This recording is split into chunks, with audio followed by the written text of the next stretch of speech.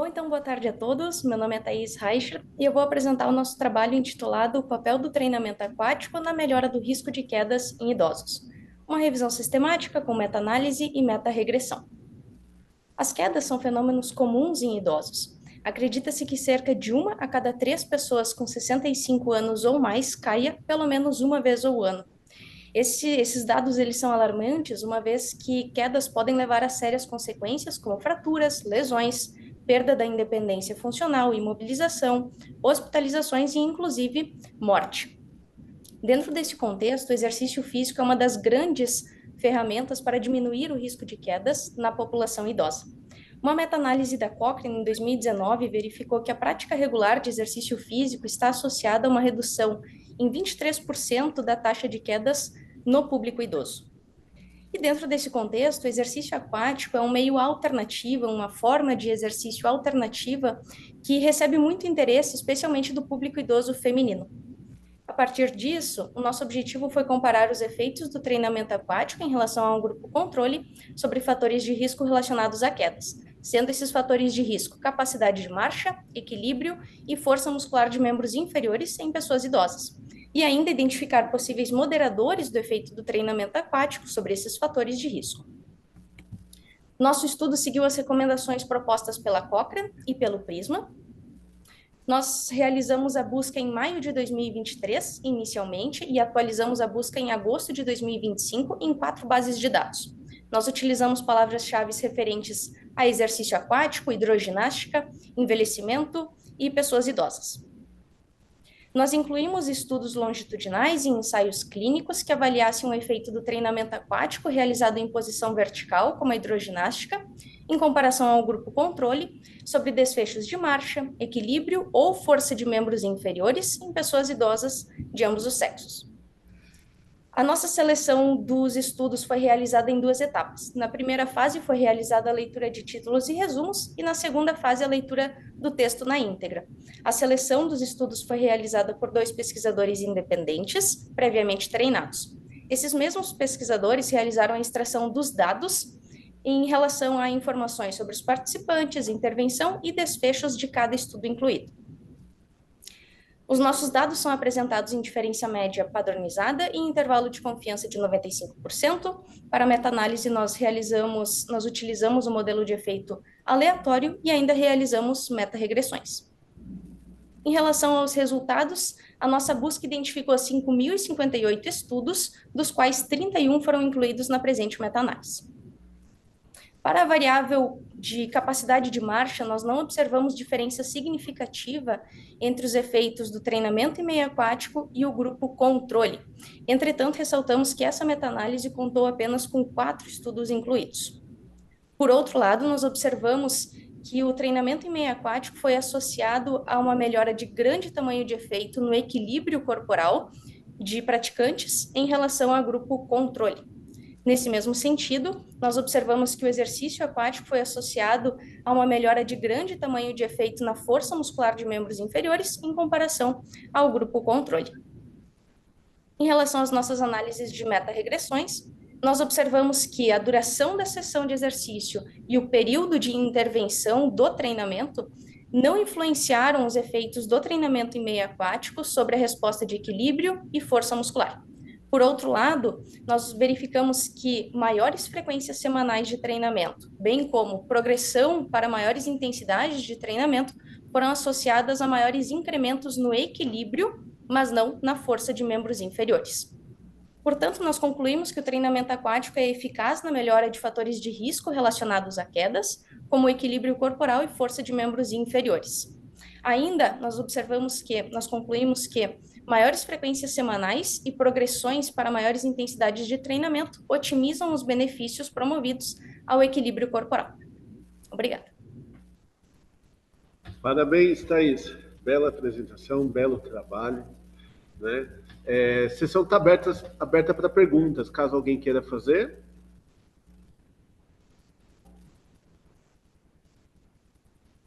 Bom, quando você iniciou o seu trabalho, a gente sempre pensa, né? Nossa, é tão importante o trabalho feito na água, né? para os idosos, e, tem, e poucas as pessoas compreendem esse trabalho na água como melhoria para justamente o risco de quedas, né? E seu trabalho muito legal, muito bom essas análises que vocês fizeram e trouxe resultados interessantes. O que eu anotei aqui, eu acho que eu me perdi, você disse que o aumento da frequência e da intensidade foi, esteve associado com a força muscular, é isso? Com a melhora otimizada do equilíbrio corporal. Da força, não. Da força não, né? Da força, não, interessantemente. E teve algum resultado sobre o tempo de prática?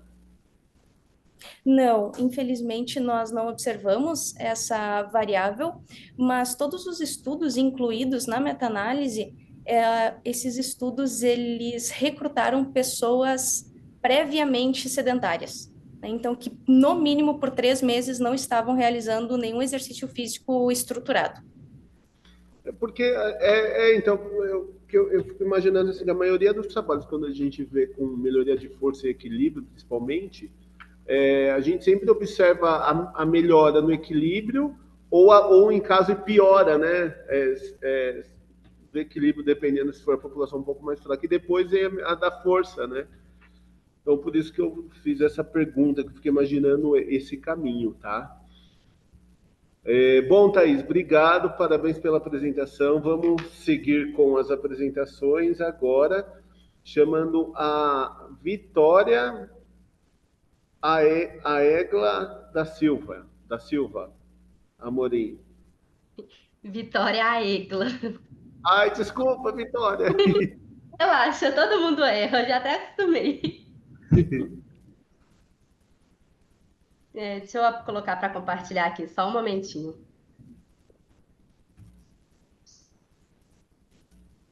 Eita.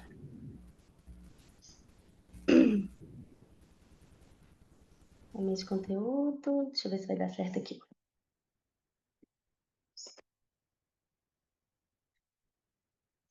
Hino.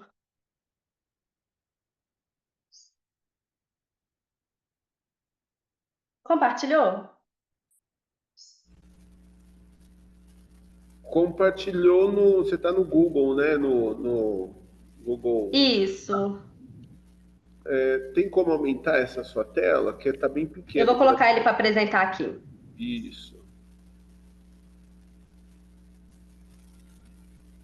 Aí, Foi? ótimo. Ótimo. Boa tarde a todos e todas. Me chamo Vitória Amorim, sou aluna do 7º período de Educação Física aqui pela Universidade do Estado de Minas Gerais. E hoje eu vou apresentar parte de uma pesquisa maior intitulada de O Efeito Crônico do Exercício Físico sobre o risco de demência prodrômica e funcionalidade de idosos com diabetes tipo 2. O que trago aqui hoje é o perfil cognitivo e funcional das idosas participantes dessa pesquisa. Os autores são Vitória Amorim, eu, os professores Bruno Teixeira e Luiz Barcelos, o aluno de doutorado Vinícius Freitas, professor Moisés Carvalho e professora Juliana Guimarães, que é a minha orientadora. Essa pesquisa, ela conta também com o apoio financeiro da FAPEMIG, CNPq e própria PG. Vamos lá. O diabetes mellitus, ele é uma doença metabólica crônica que afeta milhões de idosos no Brasil e no mundo.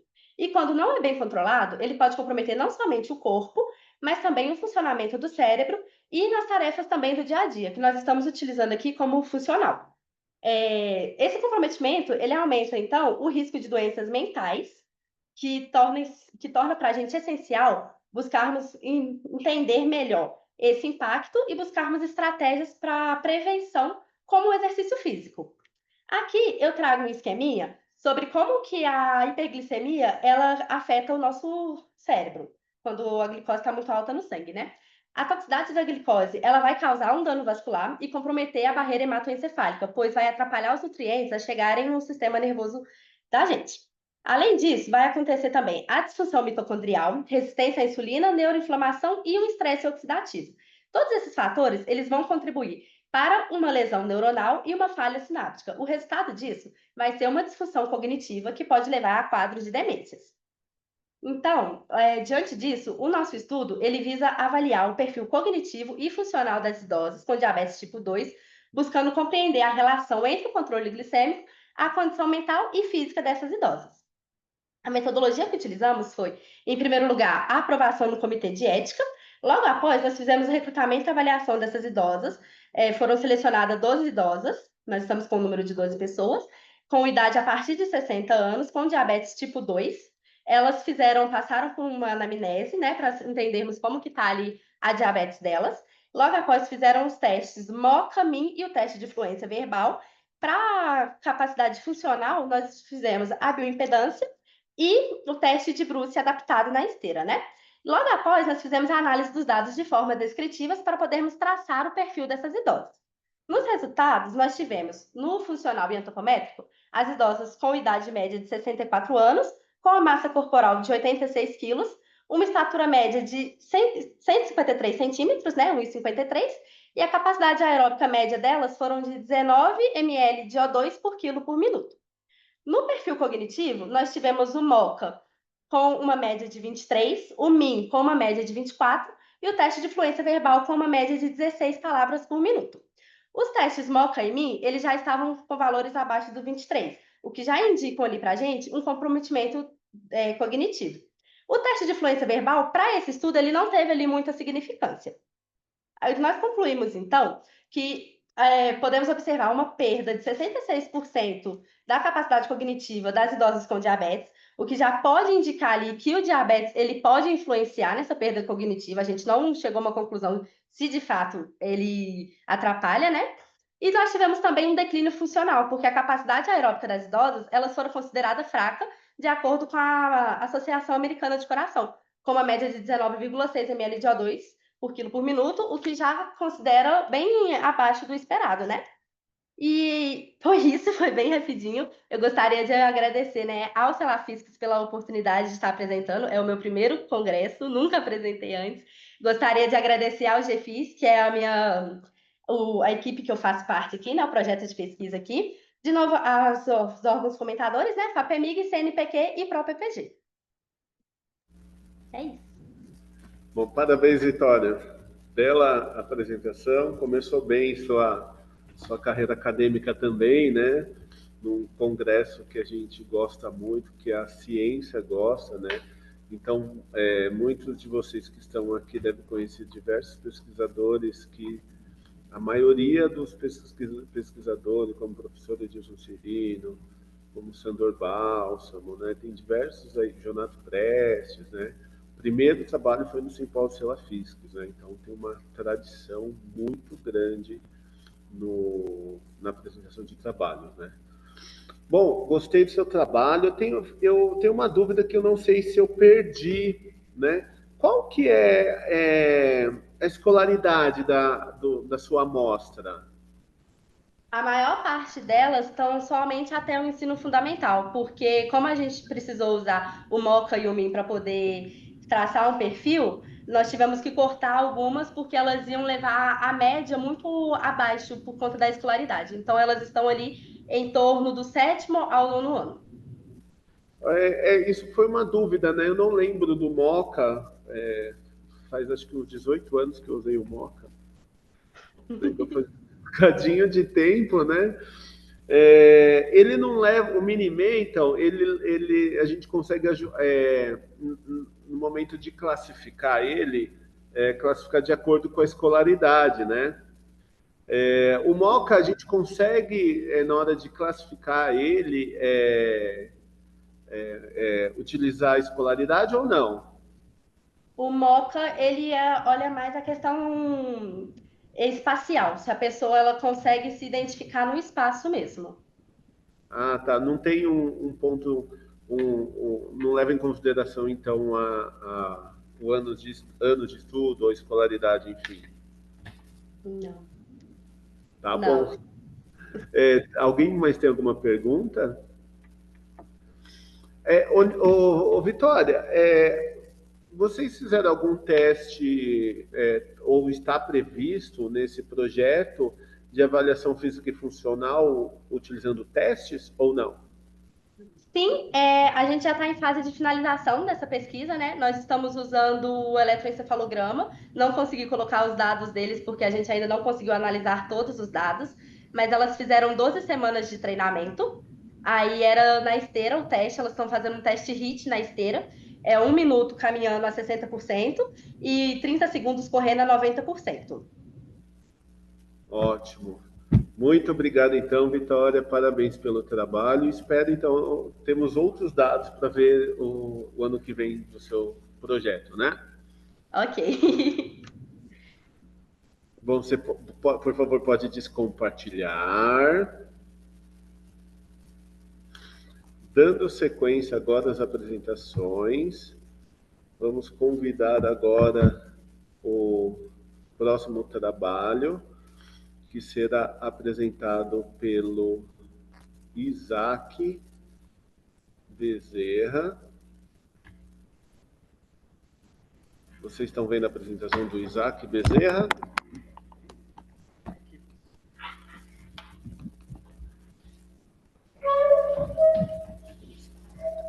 Boa noite a todos. Queria primeiramente agradecer a Célia Fisques e o professor Rafael pela oportunidade. Bom, nosso trabalho buscou identificar essa correlação da força de preensão manual com indicadores de saúde em adultos residentes em uma instituição de longa permanência. Eu estou no terceiro ano da graduação de Educação Física da Anhanguera, aqui de Itaquera, e o professor Rafael foi o tutor desse trabalho. Esse trabalho que é um trabalho transversal. Nós utilizamos aqui a principal variável, né, a correlação, a preensão manual como principal variável para esse trabalho. Na introdução aqui, nós relatamos que o sedentarismo apresenta um dos principais fatores de riscos para adultos e idosos que apresentam esse declínio funcional, entre eles a redução da força muscular. Já a força de preensão manual se destaca como um indicador confiável da capacidade funcional global, associando-se a parâmetros antropométricos, equilíbrio postural e saúde cardiovascular. Nosso objetivo, que foi correlacionar essa força de preensão manual com medidas antropométricas, medidas de equilíbrio também e cardiovasculares, em adultos residentes em instituições de longa permanência. Nosso delineamento, que foi onde nós trabalhamos com esses adultos idosos de uma instituição de longa permanência e onde utilizamos como principal medida para detectação de dados a força da preensão manual. E com isso nós utilizamos também as principais medidas antropométricas, medidas de equilíbrio, onde utilizamos as avaliações de SPPB e as medidas cardiovasculares. Na metodologia, onde esse estudo, né, transversal, integra projetos também que nós trabalhamos nele, foi um projeto muito cêntrico, intitulado como Impacto do Comportamento Sedentário sobre Indicadores de Saúde e Qualidade de Vida em Adultos Jovens e Idosos. Essa amostra, por conveniência, foi composta por 12 adultos de 14, 42 a 87 anos. O Rafael está dando risada. Residentes em uma instituição de longa permanência, no município de Santo André. Nós utilizamos também uma equipe que foi treinada pelo Rafael, que foi responsável para garantir todos os procedimentos e reprodutibilidade dessas medidas. E nós, aqui está escrito, né, a principal variável foi a força de preensão manual, onde utilizamos o dinamômetro e utilizamos também 2 tentativas em cada mão, onde nós utilizamos sempre o maior valor obtido. Aqui estão alguns das nossas avaliações feitas, que foi peso corporal, estatura, circunferência da cintura, teste de equilíbrio estático e dinâmico, velocidade habitual de marcha e as variáveis cardiovasculares. Na nossa análise estatística, nós utilizamos a normalidade de dados do teste de Kolmogorov e Smirnov. A análise descritiva foi média de desvio padrão e correlação de Spearman-Hull, onde nós também utilizamos o software de Jamor. Nessa primeira tabela, mostra que quanto maior a força de preensão manual menor o peso corporal total daquele indivíduo. Já nessa segunda tabela, nós identificamos que quanto maior a força muscular, maior o equilíbrio daqueles idosos nessa variável de Tandem. Nessa última tabela, nós identificamos que melhorando a força, melhora a qualidade e funcionamento da frequência cardíaca, ou BPM. A presente investigação demonstrou que a força de pressão manual apresenta correlações relevantes como indicadores antropométricos de equilíbrio e cardiovasculares em adultos residentes em instituições. Os resultados evidenciaram que os valores mais elevados de IMC e circunferência da cintura estiveram associados a menor força de pressão, corroborando achados prévios, que apontam excesso de adiposidade como um fator relacionado à redução da capacidade funcional e da força muscular, em diferentes faixas etárias. E, para terminar, a nossa conclusão, que foram, os resultados indicaram que a força de pressão manual apresenta essas associações significativas com medidas de adiposidade e equilíbrio. E alguns parâmetros cardiovasculares reforçam seu papel como marcador funcional relevante em adultos e idosos. Algumas relevâncias que nós identificamos foi justamente essa importância, né, das estratégias voltadas ao fortalecimento muscular para a promoção da saúde física e a prevenção de riscos cardiovasculares funcionais, especialmente em populações institucionalizadas. Bom, foi isso, pessoal, do trabalho, nosso projeto. Muito obrigado. Obrigado, Rafael e Célia Fisques, por me dar essa oportunidade e por essa... Bom, por vocês terem cedido esse tempo para mim. Obrigado, viu? Bom, parabéns, Isaac, pela apresentação, né? Isaac foi um aluno de iniciação científica aqui no Centro Universitário Anhanguera, lá na unidade de Itaquera, né? Então, nós desenvolvemos esse projeto e ele, como aluno agora, ele precisa responder as perguntas que vocês podem fazer para ele, pessoal. Então, está aberta a pergunta. Bom, enquanto a primeira pergunta não vem, Isaac, como você me explica a relação que foi encontrada no estudo, né, da força muscular, a relação de maiores resultados de força muscular e menores resultados da frequência cardíaca, né? O que isso traz de implicação prática para esse grupo? Bom,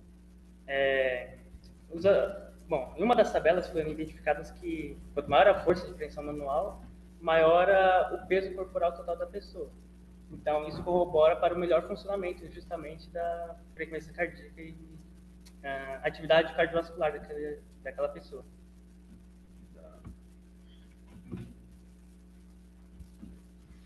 Boa, Isaac. Parabéns, meu querido. Que seja o primeiro congresso de muitos que virão pela frente, né? Alguém tem alguma pergunta? Seguindo as apresentações, então, agora eu gostaria de chamar o próximo trabalho, Mariana Rodrigues Paiva dos Santos. Está presente?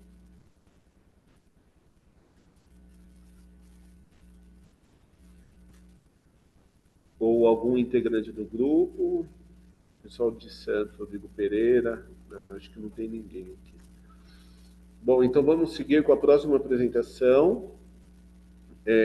Ana Clara Gomes Daniel. Olá, boa tarde. Vocês estão me escutando bem? Sim. Ok, vou colocar para compartilhar, só um instante.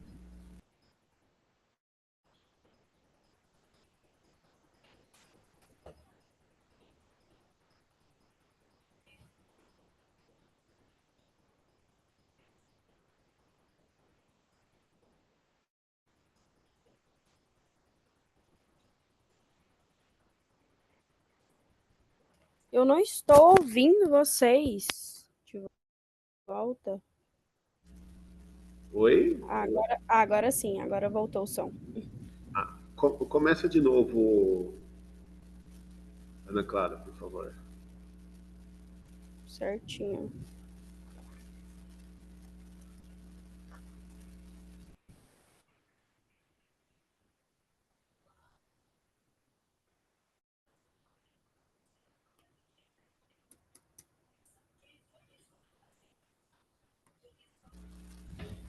Eu escuto. Ana Clara? Só um instante, desculpa.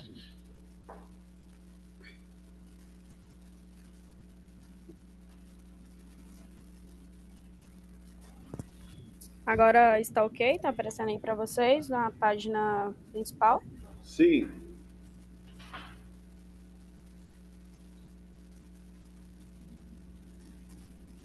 Só um instante, então. Começando, boa tarde a todos. Eu sou a Ana Clara, eu sou estudante da graduação de Educação Física do curso da ESEFEG, na Universidade Estadual de Goiás, aqui em Goiânia.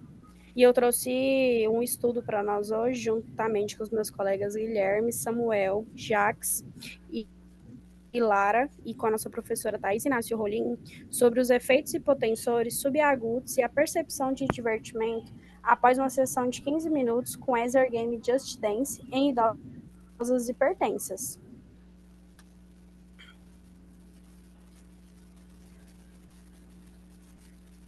A hipertensão arterial é comum entre idosos e ela aumenta o risco de doenças cardiovasculares, que é uma condição já ciente de alguns participantes desse simpósio. O exercício físico é uma estratégia eficaz para ajudar no controle da pressão arterial, já sendo cientificamente comprovado. Nós escolhemos os Exergames, que são jogos online, jogos de videogame com movimentos corporais, para surgir uma alternativa motivadora para essa população e diferenciada. O jogo escolhido desse estudo foi o Just Dance, que envolve dança e movimento. Então, ele gera benefícios cardiovasculares de forma divertida e acessível. Aqui no slide, eu trago para vocês uma fotinha de alguns personagens do jogo. O objetivo do nosso estudo buscou investigar os efeitos pressóricos subagudos e a percepção de divertimento após uma sessão de Exergame Just Dance nas nossas idosas hipertensas. Na nossa metodologia, ficou o seguinte: foram avaliadas 12 idosas hipertensas com essa condição controlada. Ele foi realizado no Laboratório de Fisiologia do Exercício, conhecido como LAFEX, dentro da Universidade Estadual de Goiás, ESEFEG, em Goiânia, e foram prescritos 15 minutos do Exergame Just Dance. Nesses 15 minutos, elas vivenciaram 4 músicas com a intensidade moderada, de acordo com a escala de Borg adaptada. Elas foram avaliadas pela pressão arterial, frequência cardíaca e a percepção de divertimento de acordo com a escala PACE traduzida. Nos nossos resultados e discussões, eu trouxe aqui a tabela na íntegra para vocês, onde eu posso apresentar que na pressão arterial sistólica, observou-se um aumento imediato de 129 milímetros de mercúrio no em repouso, antes da atividade, para 140 milímetros de mercúrio no tempo zero, que foi imediatamente após a atividade, o que é esperado durante o exercício físico, né? Durante o esforço. Após 20 minutos, houve uma redução de cerca de houve a redução para 121 milímetros de mercúrio em relação ao começo, demonstrando um efeito hipotensor subagudo com uma diferença estatisticamente significativa. Na nossa pressão diastólica, de tivemos 76 milímetros de mercúrio sendo avaliados na média. E ocorreu uma queda para 70 milímetros de mercúrio somente apenas aos 20 minutos. No tempo 0 e no tempo 10, não houve diferença significativa. A frequência cardíaca, houve um aumento que já é esperado significativo no tempo 0 imediato após o exercício físico e de volta aos padrões normais após o repouso. diagnosticando para nós, nos nossos resultados, que houve uma redução significativa da pressão arterial sistólica após 20 minutos e houve um aumento temporário da frequência cardíaca após o jogo, com retorno normal após 20 minutos e ainda um alto divertimento. O divertimento delas deram, em média, 6,1 de 7 na escala PACES adaptada.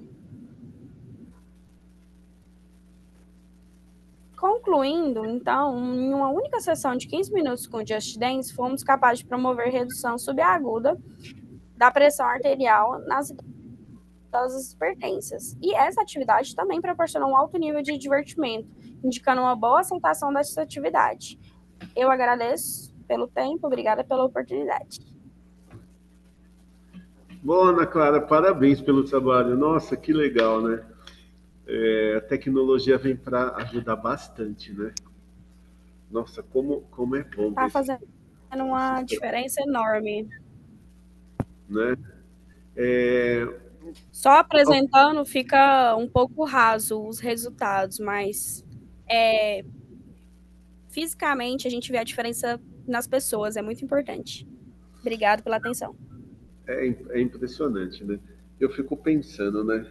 Se todo mundo tiver acesso a essas tecnologias, né? Como seria bom.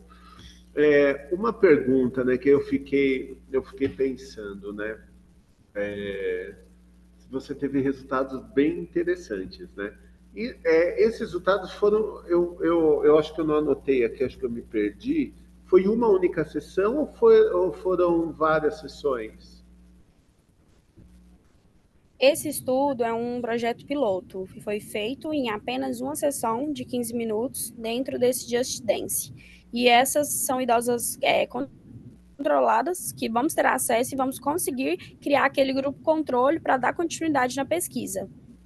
Legal. E elas fazem algum tipo de atividade física já ou não? Sim.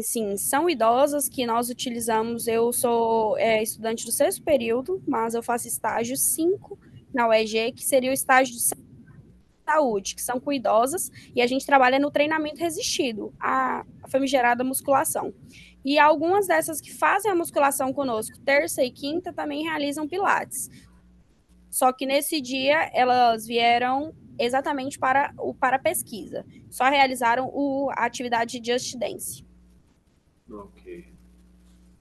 Legal. Obrigado, Ana Clara. Parabéns pelo trabalho. Então, a gente espera, nos próximos anos, aí, ver você apresentando a continuidade desse projeto, que vai ser muito bom para a comunidade científica.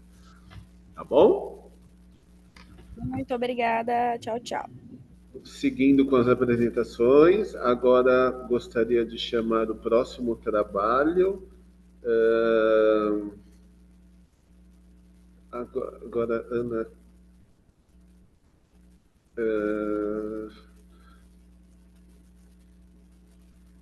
Aqui, Caio Francisco Perassoli Rodrigues. Olá, boa tarde. Tudo bem? Tudo bem, Caio? Certo. Bom, só um minutinho.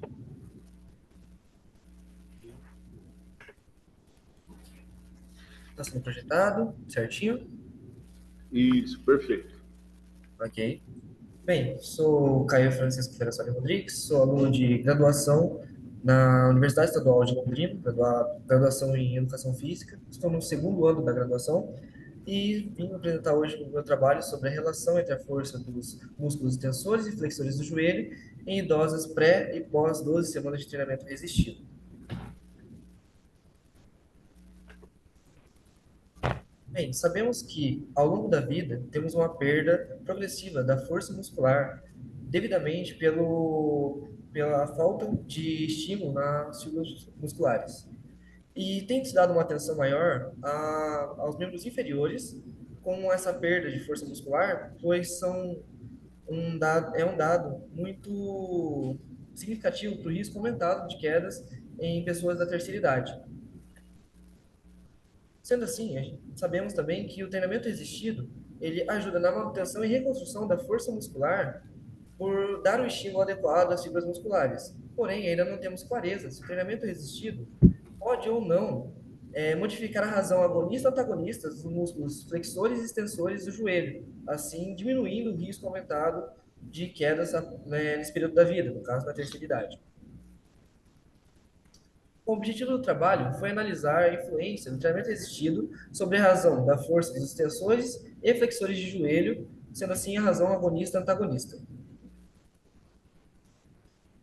O meu trabalho foi uma amostra composta de 54 idosas, todas sendo avaliadas na dinamometria isocinética em 60 graus por segundo e força isométrica, o equipamento dinamômetro isocinético.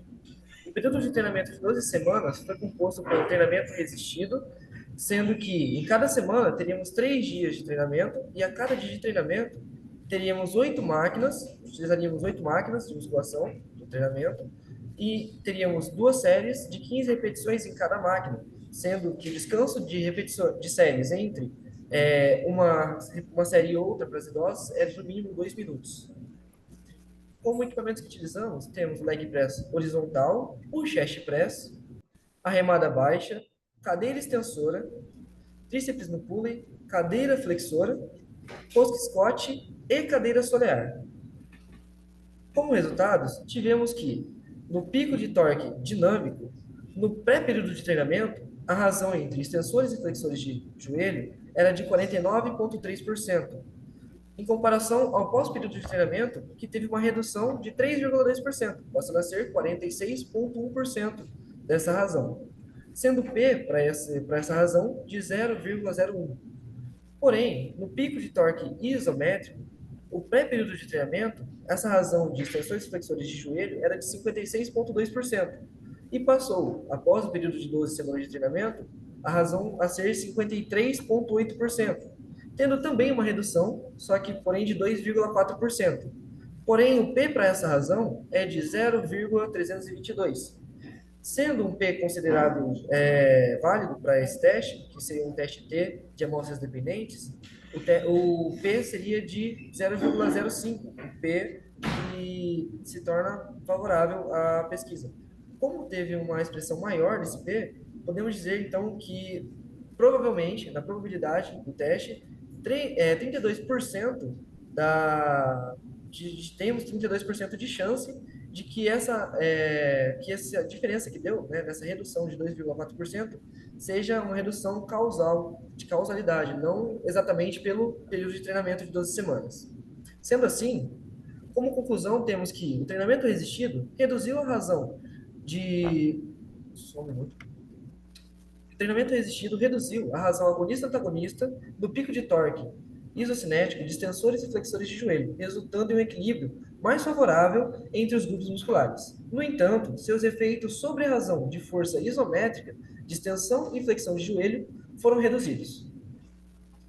Gostaria de agradecer a todos os envolvidos no trabalho, à Universidade Estadual de Londrina, onde eu faço minha graduação, e ao Grupo GPM, na qual faço parte, que possibilitou eu apresentar esse trabalho hoje, também pelo Salafisques. Obrigado pela oportunidade.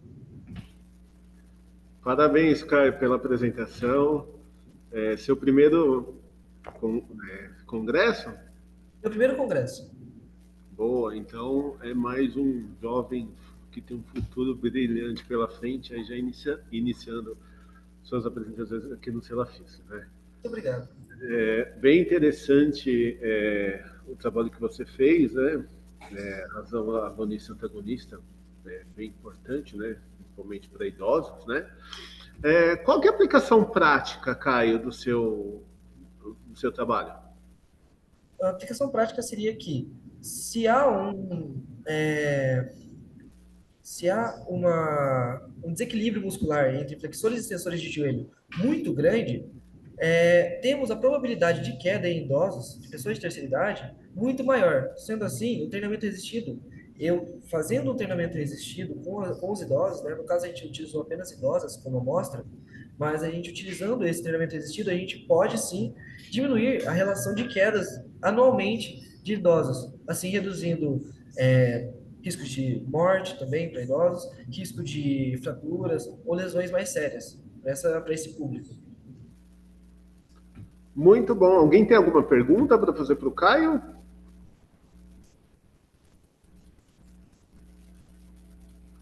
Boa, Caio. Parabéns pelo trabalho. Muito obrigado. Vamos dar sequência às apresentações, tá? Tá? Pode compartilhar a tela, por favor, Caio. E vamos chamar agora a Tatiana Silva da Conceição.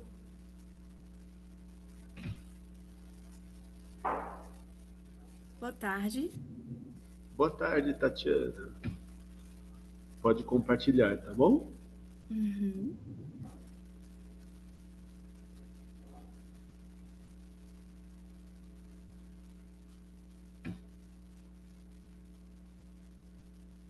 Deixa eu ver como funciona aqui. Vocês estão visualizando? Sim.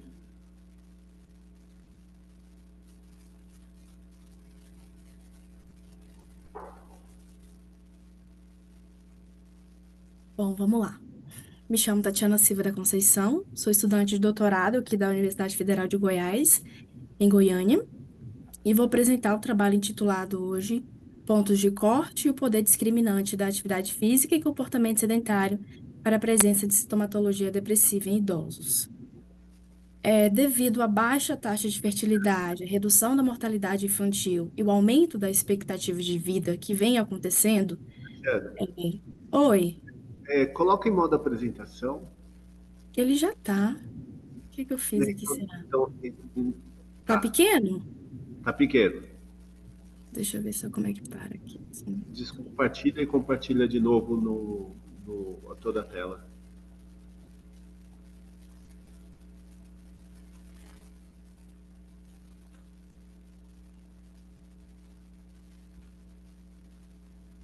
Ai, gente, como é que faz isso aqui? Ah, acho que agora vai. Apareceu? Ainda não. Como é que tá aí? A gente está vendo uma tela menor, a tela menor, sem estar com a tela ampliada. Você precisa descompartilhar e compartilha novamente toda a sua tela. E aí coloca depois em modo apresentação. Só um minuto.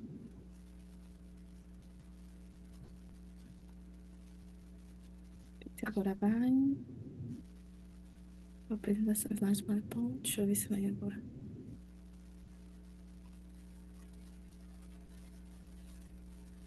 Isso, perfeito.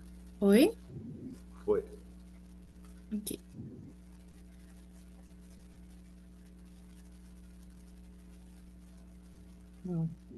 Mas parece que não tá passando. Não está passando. Então, faz a mesma coisa. Eu acho que é forma de compartilhamento.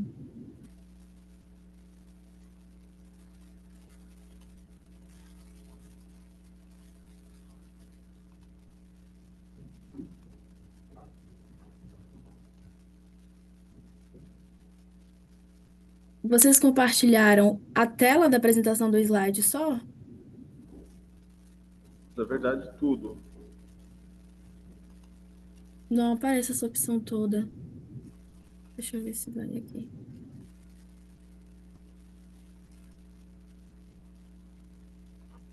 Tá pequeno agora ou tá grande?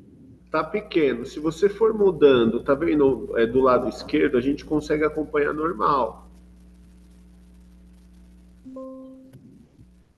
Onde que eu entro?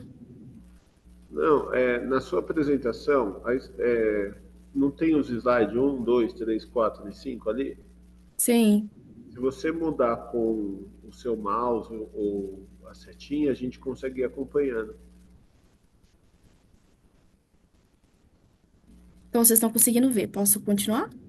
Isso. Tá na introdução o slide, tá? Isso. Pois é, como eu estava dizendo, tem alguns fatores que influenciam para esse crescimento do envelhecimento no decorrer dos anos, né? Uma baixa taxa de fertilidade, redução da mortalidade infantil e aumento das expectativas de vida. Então, em 2017, né, tinha-se 962 milhões de idosos em todo o mundo, e a previsão é que em 2050 isso alcance a 2,1 bilhões de idosos. com o processo de envelhecimento ocorrem muitas mudanças, sendo elas biológicas, emocionais, mudanças no estilo de vida desses idosos e mudanças psicológicas. Juntamente com essas mudanças, ocorrem também o desenvolvimento de doenças, né, e agravos crônicos não transmissíveis. Uma dessas doenças que eu trago aqui para a discussão é a depressão, considerada a doença do século e que afeta não só jovens, mas também a população envelhecida. Então, 300 milhões de pessoas no mundo. Tatiana, precisa passar o slide lá. Uai, aqui tá passando. Clica no terceiro. Isso, agora foi para 300, para o slide 300, ó.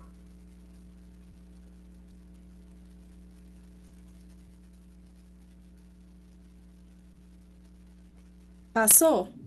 Passou Confere o pra slide mim. anterior, a gente não viu, tá? Aquele que.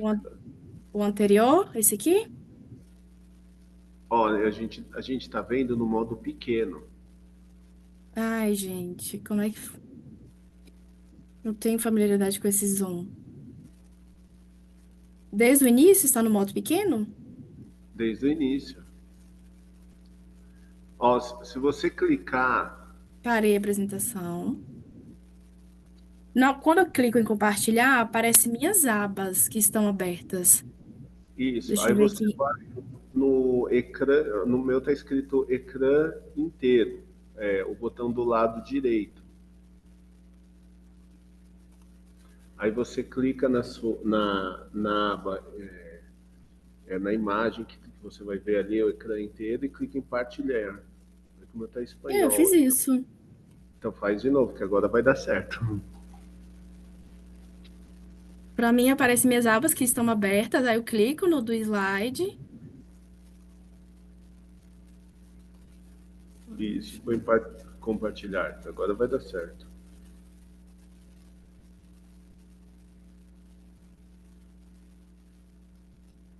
Mas aí eu acho que vai ficar a mesma coisa que o outro. Agora coloca para apresentar. Apresentar. Já está apresentando. Como tá aí? Aqui tá a tela pequena ainda. É. Vou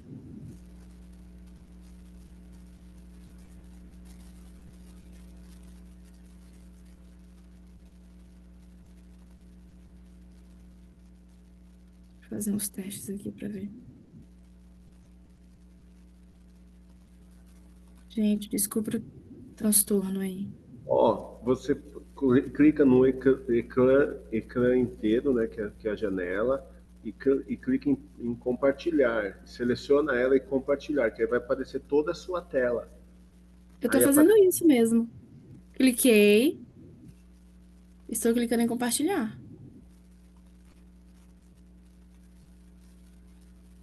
Deixa eu dar uma olhada aqui.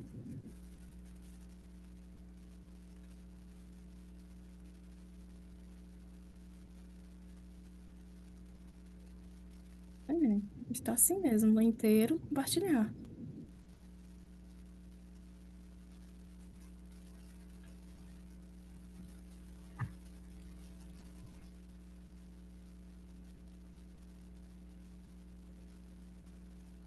E agora?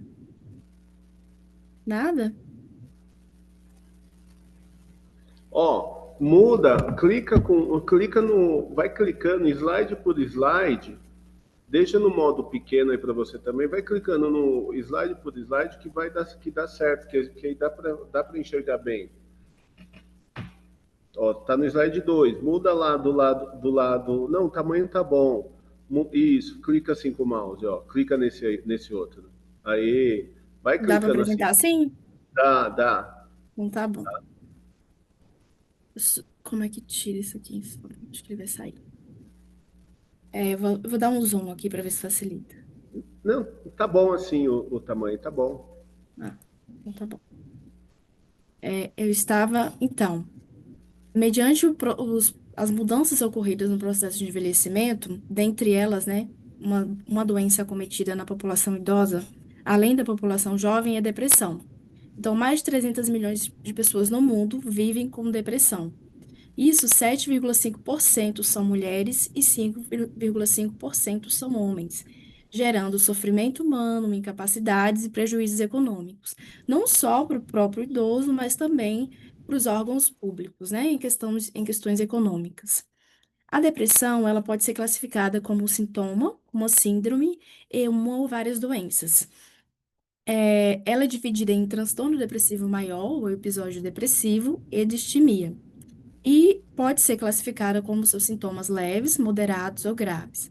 O surgimento da depressão, ela pode existir através de comorbidades, né, devido a outros quadros clínicos, e também por situações estressantes e em questões de aspectos sociais e econômicos que o idoso pode passar no decorrer do seu dia.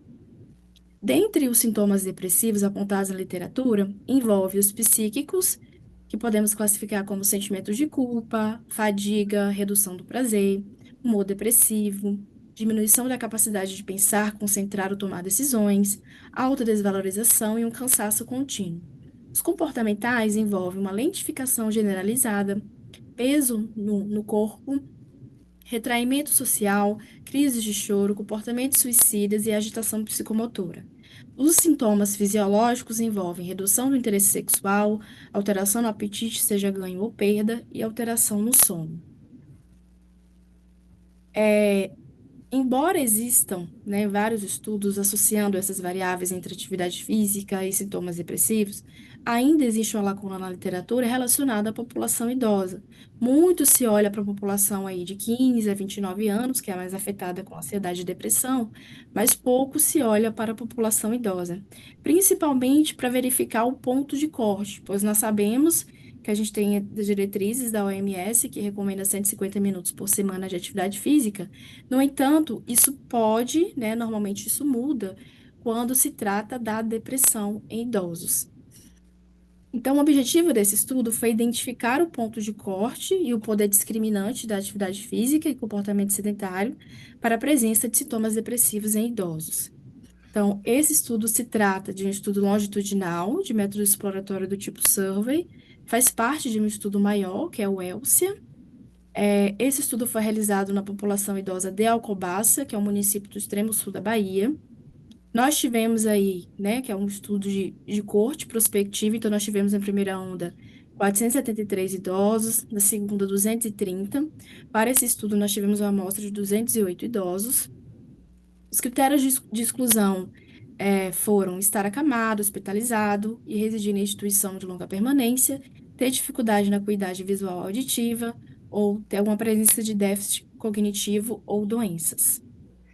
Nós coletamos algumas variáveis sociodemográficas e de saúde, como sexo, idade, ocupação, estado civil, escolaridade, renda e arranjo familiar, também o número de doenças e uso de medicamentos.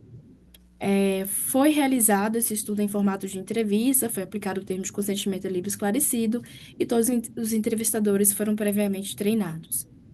Nós aplicamos a escala de depressão geriátrica, GDS-15, que contém 15 itens para verificar a sintomatologia depressiva, com um ponto de corte de maior que 5 pontos para a presença de sintomas depressivos. Para atividade física e comportamento sedentário, nós utilizamos o IPAC. Para atividade física, utilizamos um ponto de corte de maior ou igual a 150 minutos por semana, e para o comportamento sedentário, utilizamos um ponto de corte com um percentil 75. Os dados foram analisados no Medcal, então nós verificamos a área sob a curva, né, os respectivos valores de P, com um ponto de corte de área sobre a curva de maior ou igual a 0,60, com um intervalo de confiança de 95%. Então, os resultados, nós encontramos que a média de idade desses idosos eram de 69 anos, a maioria do sexo feminino, casados, só aposentados, que faziam uso de 1 a 4 medicamentos, que eram suficientemente ativos e que tinham baixo comportamento sedentário menor que o P75. Aqui na tabela 2, nós temos a prevalência e incidência de estomatologia depressiva. Tivemos aí uma incidência de 11,1%, sendo uma incidência maior em mulheres de 14% do que em homens. Aqui nós temos os valores, os parâmetros da curva ROC para discriminar, né, o ponto de corte. Então, a atividade física, ela teve força suficiente para isso. Nós tivemos aí um ponto de corte de menor ou igual a 715 minutos por semana, tanto para homem quanto para mulheres. Tivemos menor ou igual a 400 minutos por semana de atividade física para homens e menor ou igual a 140 minutos por semana de atividade física para discriminar a presença de sintomatologia depressiva. Para o comportamento sedentário, não teve força, não teve poder suficiente para discriminar a sintomatologia depressiva. E aqui nós temos os respectivos gráficos da área sobre a curva. Por que que deu essa diferença entre homens e mulheres, né? E deu uma diferença grande, de 400 minutos para 140 minutos. Os estudos vêm apontando que tem essas diferenças regionais e diferenças no comportamento do estilo de vida de cada pessoa. Especificamente, nesse município de Jacobás, as mulheres realizam mais atividade física do que homens. Então, é um ambiente que tem marisqueiras, elas vão para o rio, ainda se tem a cultura da atividade doméstica, muitos trabalham como diaristas, então a mulher acaba fazendo mais atividade física que homem. Logo, de acordo com o ponto de corte, ela precisa realizar menos atividade física do que homem. E já ao contrário disso, homens, quando aposentam, acabam ficando mais inativos ainda e em comportamento sedentário. Então, dentre as considerações finais, nós colocamos que homens necessitam realizar mais atividade física do que mulheres para ter uma melhor saúde mental, e é interessante que órgãos de fomento e políticas públicas sejam implantadas para que, principalmente com os homens, né, façam com que esses homens pratiquem mais atividade física, né, consigam ir mais ao médico e ter outros estímulos e motivações. Muito obrigada. Gostaria de agradecer ao FTM, ao UNEB e à CAPES. Parabéns, Tatiana. Conseguimos apresentar. Ai, gente, deu certo. Me desculpem. Ai, que legal. Tatiana, olha, eu fiz um trabalho, eu adoro trabalho de ponto de corte. Eu fiz o meu mestrado há um tempo atrás. Nossa, eu acho tão